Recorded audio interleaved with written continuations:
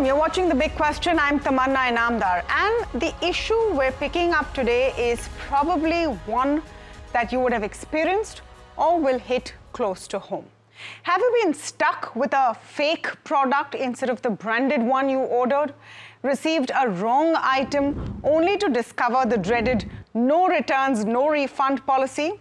Are you feeling frustrated and disappointment with no clear mechanism to resolve your concerns? Well, you're not alone. As online shopping becomes second nature to us, a darker side of these platforms is emerging. Poor return and refund policies, counterfeit goods in some cases, and a lack of accountability is beginning to frustrate customers. A recent survey by local circles has confirmed that most of us at least, would have at some point faced some of these issues while shopping online. In fact, as per their survey, 48% of online shoppers got stuck with the wrong product at least once in the last 12 months due to return and refund policies of platforms. Meanwhile, 20% online shoppers claim to have received a fake or counterfeit product at least once in the past year, most of which were in the categories of shoes. So those who love your sneakers, please be careful, cosmetics and fragrance. When it comes to customer-friendly return policies, just take a look at how the top players have been rated, and this is as per the same survey. Amazon has been rated higher, while others like Meesho, Tata Neu and Ajio fell short of customer expectations. In the quick commerce segment, Big Basket now was voted as having the most favorable return policies. Meanwhile, a staggering 31% of participants were not happy with the return and refund policies of any quick commerce platform. It doesn't just end here. Consumers have alleged that certain online sellers are taking advantage of this category, that's the non-returnable product category, and shipping different goods, or in some cases, counterfeit product. In fact, 43% consumers feel there is no proper mechanism to report complaints pertaining to a fake product. Perhaps due to this, only 39% of consumers surveyed who received a fake product from an online platform were able to get a replacement or a refund, while 41% got stuck. The rising dissatisfaction with these platforms has now drawn the government's attention. The Bureau of Indian Standards has proposed draft guidelines for e-commerce platforms, urging greater accountability and transparency. Now, while all of this is happening, and these are things that are reported and captured in the survey that we're talking about, and we'll get to that. But it's a bigger problem. Even as there is a proliferation of more and more platforms who deliver things to you sooner, faster, maybe at better rates, the complaints are also mounting. Yes, this is innovation, but where is the supervision of this innovation? Is it time for some clear supervision of quick commerce platforms? That is the big question that we're asking you today. And to speak on this, I'm joined by Sachin Taparia, Chairman and Founder of Local Circles. Madhav Kasturia, Founder and CEO of Zippy, is joining us on the show and knows the other side of the story as far as quick commerce is concerned. We're hoping to get his view as well. K. Ganesh, serial entrepreneur and partner in the growthstory.in, joining us. And must be happy that Big Basket is relatively rated better. And Ashutosh Srivastava, Advocate Supreme Court, is joining in to tell us what the legal scenario looks like in this case. So welcome to all of you. I'm going to start with you, Sachin, because we're having this discussion on the basis of a survey that you have done. This is something the government is taking note of, and draft guidelines will be issued soon, etc. But what is the overwhelming finding that you have seen in terms of fake and counterfeit products? Is that the biggest issue, the products being fake? So the biggest issue, Tamanna, is people getting stuck with products that they thought they were ordering, but they got a different product and they could not find an easy way to basically get a refund from the platform or get a replacement with the right product. That was the core issue. And a subset of that is counterfeit product, that you ordered, a particular brand, you did not get that brand, but you got something else. But because there was, it was a non-returnable category product, you did not find the process flow on the platform to be able to return that product. So that's, as you covered early on, is about 48%, 1 in 2 literally e-commerce shoppers getting, a non-returnable product and being stuck with it is the main, finding that we have learned from this survey. And of course, then there is the entire counterfeit aspect where, if you get a counterfeit, right, most people do not or are not able to identify a counterfeit, when they get it. It is only after, a certain time period, right, like a sneaker that you talked about, starts coming off, and they actually say that, this is actually a fake. By that time, the return window of the platform is already closed. And then again, it falls into a similar category where you cannot find that return process flow, and hence you're stuck with the product. So people getting stuck with these products has, largely been the issue from an e-commerce perspective. From a quick commerce perspective, which you covered early on, it's a slightly different issue. There, the issue is more about, return and refunds, not as much about counterfeit, where, consumers are saying that, look, now quick commerce is not just about grocery and consumables, but people are ordering, phones to air purifiers, to appliances, to clothing, right? And the return and refund process has not been sorted or well defined, right? So if you get, let's say, you order a vegetable, and the return window closes within 24 to 48 hours of you getting that vegetable, that makes sense. But if you ordered an air purifier, right, and that return window closed within 48 hours and you're stuck with it, then, it is definitely an issue, because it is a 7,000-8,000 or a 10,000, rupee device versus a 20 rupee, vegetable. So I think even in quick commerce, just one quick follow-up, Sachin, even in quick commerce, what about quality of the products? And I suppose that comes under the refund and return category, because now quick commerce is delivering perishables, right? Right, absolutely. So the quality of the products, in most cases with quick commerce, I think when people have a grievance where something is not of the right quality, they are required to upload an image. And in majority of the cases, they are able to get a refund if, the image suggests that it is a rotten, tomato or a fruit or whatever, right? So we've not heard as many complaints about, small value return and refund grievances, but it is to do with, how do you order or how do you return something that is of higher value back to the quick commerce platforms is one thing that we have picked up over the last, I would say, about 3 to 4 months, pretty much. And what is the sample size of this survey? In this survey, we've got over 100,000 responses, 327 districts. It's length and breadth of the country, wherever quick commerce and e-commerce, goes. So it's really given us a real good insight in terms of what the core issues are, right? And that's what we have escalated to the government, and hoping that these standards that they roll out, which will, initially be self-governing or voluntary, are made mandatory. So the platforms, do their bit, especially in cases like if you have a counterfeit product, how do you report a counterfeit, right? Because if a platform comes to know that a consumer has found something counterfeit, though it's not confirmed yet, right, it gives them a hint to look into more detail about that complaint, right? And if they identify counterfeits early, it benefits everybody. It benefits, more consumers. It benefits. I don't know, why should I, as a consumer, first get a counterfeit product, then launch an investigation into whether it's counterfeit, then hope that I can return this counterfeit? I mean, if I bought it from a shop, I'd go with it and dump it on the shopkeeper's head. Let me get Madhav Kasturia in, because we need to get the other side of the story. One thing that you could argue, and Madhav, I'll give you a head start here, is that a lot of people who are saying we're not getting refunds and returns have sometimes ordered the wrong thing. It is their fault. They've not been able to figure out the interface, and then they're saying, now take it back. That's the biggest problem, Of course, I made your argument for you.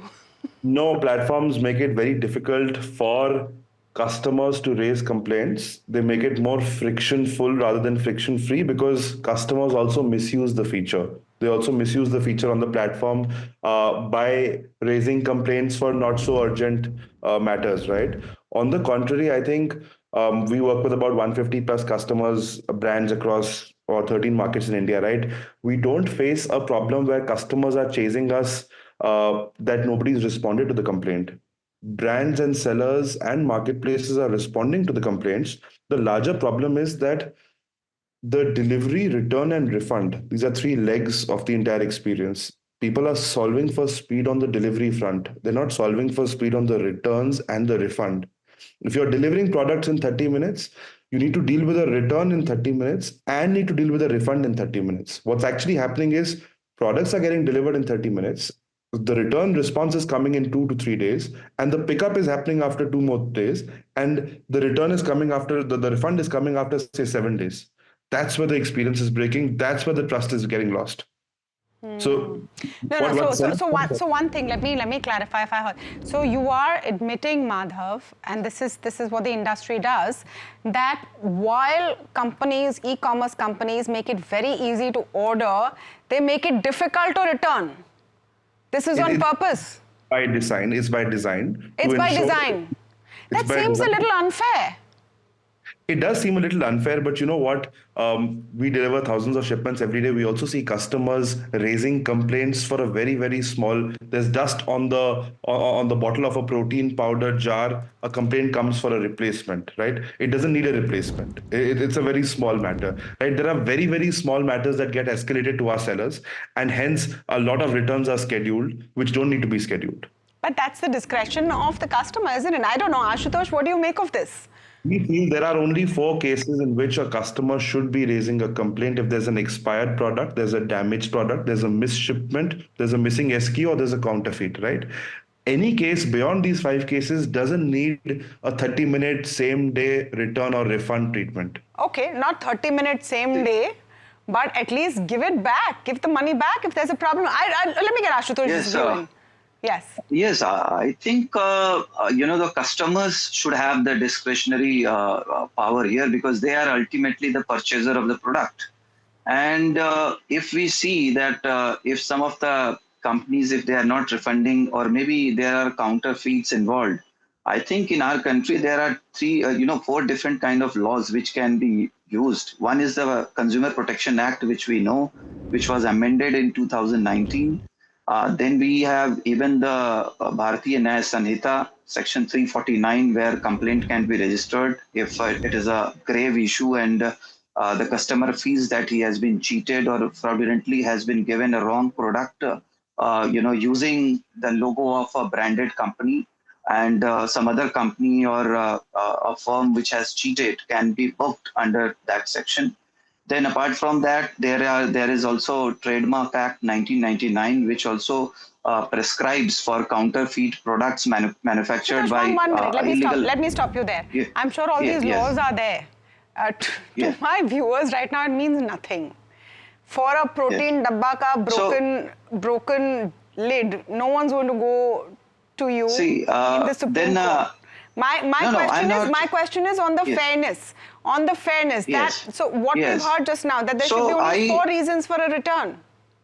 Yes, I feel that the interest of the customers have to be protected by these companies. They have to understand that if the confidence of the customers, if it is won by their legitimate and early response to them, even if it is a small issue, whatever, that can be explained to them. But if the customer is insisting for the return or refund, then if it happens, then they build that kind of confidence in that particular company. As we just now, we discussed about this Big Basket also, which has got a good kind of rating from people because of good refund policy.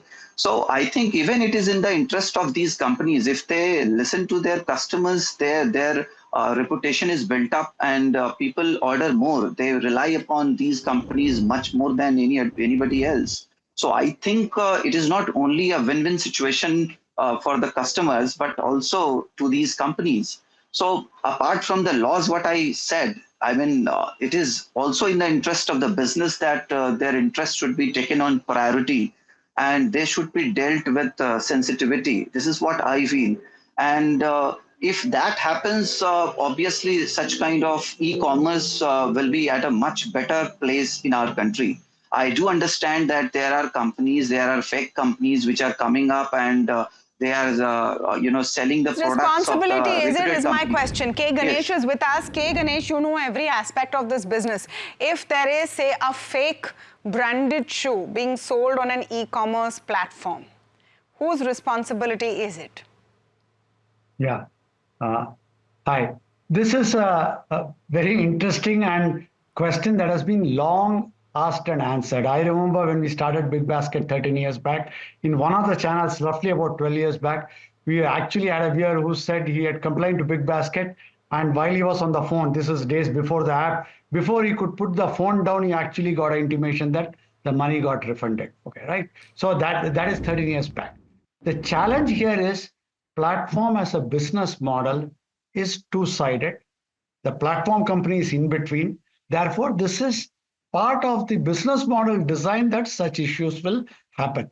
But when you look at it at deeper level, there is no choice but for the platform to develop the confidence in the buyer, which means no questions asked refund. You don't have to do anything. If it is protein powder, if it is a dust, you as a customer feel it needs replacement, you are right. So I think that is the view that Big Basket takes. That's the view other businesses take, and that's the only view to take because that is how you develop the confidence. You gave a great example. When I buy a good from a shop, I can always go back to the shop, create a ruckus and a drama, throw it in front of it, like it has happened with some of the electric scooters which are burnt in front of the shop. Yeah. All the resources are not available for online Yes, platforms. yes. So the one and only solution here really is for the platform to step up and provide this absolutely no questions asked, which I'm very happy to say, not just Big Basket. Let me name some competitors. I shop with Amazon and Flipkart too. No issues at all. Their refund is instantaneous. Amazon is rated well, but the others have not rated as well. There are a few. And when you hear 1 in 2 are dissatisfied, 1 in 2 are dissatisfied. That's the data that Sachin has come from with his sample size, which is why we asked him sample size. Madhav, how do you respond to this? K. Ganesh is a veteran. He says customer is right. I've always had the best of experience on Big Basket. Keeping that aside, I'll give you a flip side to this. Platforms have actually solved for a lot of these fake tickets being raised. Tamanna, you and I both place an order for an air purifier. But your customer history says that for every onion that entered your house, there was a ticket raised. And for the same number of orders that I placed, I never raised a ticket. And assuming both our purifiers are not working, I will get my refund before you get your refund. They've solved for customer tiering and customer rating on the back end. A lot of platforms have done it. Uber has done it. Amazon has done it. Zomato has done it. Swiggy has done it. A bunch of them have done it. So you are judging me. That's, Madhav, this is a revelation and I find it very uncomfortable. Okay, in this same example, I'm the troublesome customer who keeps complaining. Maybe this time round I have a genuine complaint and you, the so-called good customer, is faking it. How do you know? No. Yes, that's why track record, right? Sorry. In your case, every onion that entered the house, there was a ticket raised. In my case, it wasn't the case. Maybe my standards are higher.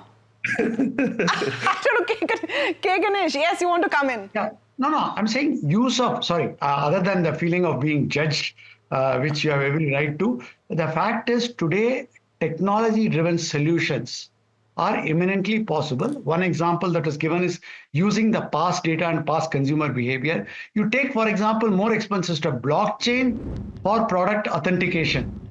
Typical case, right from expensive diamonds to see the source. Luxury brands like LVMH, Louis Vuitton use Aura blockchain to provide customers with digital certificate of authenticity. You can't do this for perishable, okay, right? So that reduces counterfeiting automatically. Similarly, AI-powered fraud detection.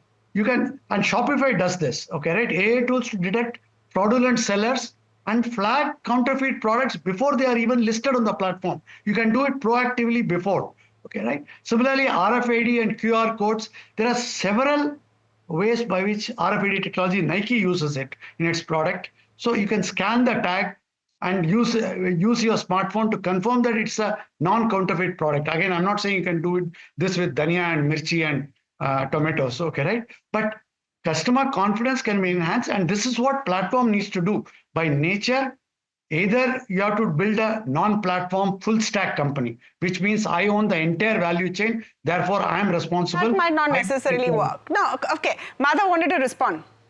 One point on my front. Initially, the conversation started saying that okay, for vegetables and fruits, a 48-hour window is fine, but for electronics, maybe or maybe fashion, a 48-hour window is not fine, right? But brands and sellers have solved for it, right? They're saying that if there's an urgent issue within 48 hours, you report that. Beyond 48 hours, there's a warranty associated with every product. Go for the warranty. Reach the service center, right? On the other hand, platforms like Flipkart are offering an open box delivery.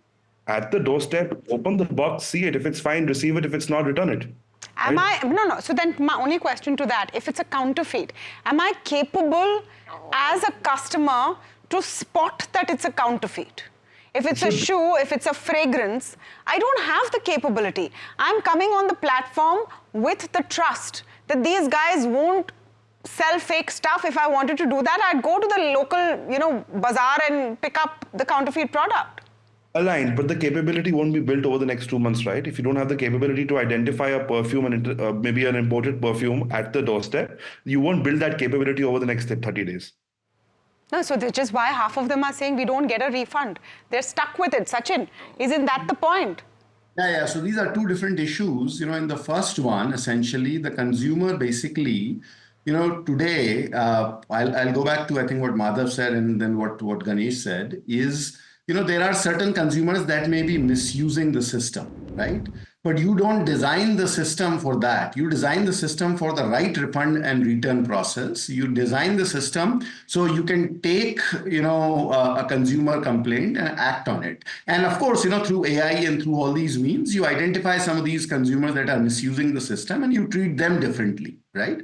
So I think that's one. The second thing is that from a quick commerce standpoint, it's a slightly different problem. From an e-commerce standpoint, it's different, where if a consumer essentially has got a counterfeit that they're not able to identify right at the doorstep when the delivery is made, what you do is you give them an option even 2 weeks from that delivery date when the return window is closed to be able to easily tell the platform that I got a counterfeit. Right now, at that point, either the platform solves for it or the platform says, look, the return window is over. I cannot solve. Here are the details of the seller. You can take it up with the seller. Right. So that process needs to be streamlined and make it available for the consumer. Now, on the quick commerce, transactions, slightly different matter, where you get a product, right? You return it within 48 hours, easily because that order is open for return. Now, if that same order had 2 other products that were expensive products, right? The e-commerce or the quick commerce platforms need to ensure that, the return processing of some of these expensive items, which have a warranty play or, where it's very difficult or not so obvious for the consumers to identify a defect or a problem, right? There you have some kind of redressal channel available that basically doesn't block your return process and, allows for that. It's as easy to give back as you do to buy. That's the bare minimum. Absolutely. Make it as easy, and then of course use technology to figure out if it is a genuine return or not. I mean, why is someone going to go through, okay, if someone is doing this fraudulently, what are they going to get out of it? They're just going to get the money that they spent. What are they going to get out of it? They wanted the product, that's why they came to you in the first place. So maybe required to build more trust. Otherwise, brick and mortar has a huge opportunity here. They should look at it. Maybe the local friendly seller will have a huge opportunity here. But definitely in a story which is scorchingly hot, quick commerce companies and e-commerce companies should not lose sight of this pain point that consumers have. Do they really need now a supervisory authority to look at what they're doing? That really is the big question. I want to quickly ask that to K. Ganesh before we wrap up. Yeah, no, I think this is absolutely the need of the hour. I don't think they need to be worried about brick and mortar stores. Already, the trust in Amazon, Big Basket, as the survey said, Flipkart said, is strong enough that despite the outlier cases of counterfeit and refund issues, people have already solved it. I think doubling down on it, using more of technology, use of more of data and past purchase behavior. If you have been purchasing from Big Basket for the last 10 years, if you raise a complaint now and you're not a habitual weekly complainer, why would I not trust you? And enough data is available. I think use of technology and data to be able to solve, to differentiate between customers, ensure that the confidence that you get on online platform, despite not having control over both sides of the platform, is the need of the hour. Yeah, and of course, also know your suppliers. At some point, you'll have to blacklist suppliers who are pushing or palming off fake stuff through your platform because they're giving you a bad name. Thank you so much to all of you. Thank you so much to all of you. I've run out of time, but always great to speak to you. Can you say what you have to say in 10 seconds, Madhav, because I'm absolutely out of time. No, I think Ganesh was just seconding what I said, right? The customer tiering and the customer scoring piece is very, very important. Platforms sit on data of which customer raises how many tickets. But are you seconding what he said, that the customer is right? If they want a refund, just give it. No, it has to be track record based. Okay. If you've passed the test, only then you get a refund, whether you deserve it or not. That's the take from Madhav. All right, tell us what you think. Write in to us. Tell us what you think. Reach out to us. We're keen to hear from you. But that's all the time we have on The Big Question for today. Thank you so much for watching.